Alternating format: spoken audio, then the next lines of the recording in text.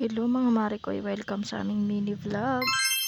For today's video nga, ayan at kakagising nga lang ng batang to. Siyempre, hyper na naman siya for today's mini vlog. Ngayon nga lang pala ulit ako nakapag voice over at pinilit ko nga lang. Kung mapapansin nyo kasi sa aking mga videos na in-upload ay maga pa nga yung pisngi ko. Maga at masakit pa rin kasi hanggang ngayon yung ngipin ko. Pinilit ko lang talagang mag voice over dahil alam kong miss nyo na yung boses ko. Huy, charot-charot ka dyan.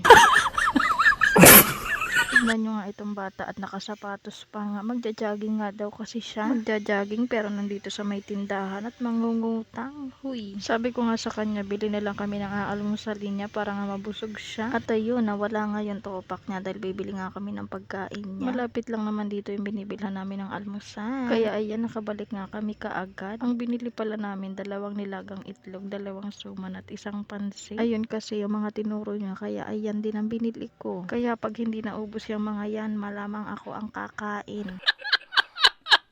Kumuha na pala ako ng lagayan ng pansit para nga mailagay ko na. At ayan, nilagyan ko nga rin siya dito sa maliit na mangkok para nga siya lang mag-isa ang kakain. Nilagyan ko din ng nilaga. Malamang, ayan nga yung pinabili niya. At ayan, kumakain na nga siya. Siyempre, habang kumakain, nanonood yan. Ito nga pala yung sinasabi ko sa inyong maga. O diba, magang-maga pa yung pisngi ko. Grabe na nga yung pagtitiis ko dito sa sakit ng ngipin ko. Mga ilang araw na nga rin to. Fast forward nga mga mari ko, yung pangalawang itlog, siya na nga ang nagbabala. Gusto niya kasing itry, kaya ayan, pinagbigyan ko na nga. Pero tignan nyo naman ang pagbabalat, aabuti ng siyam-siyam.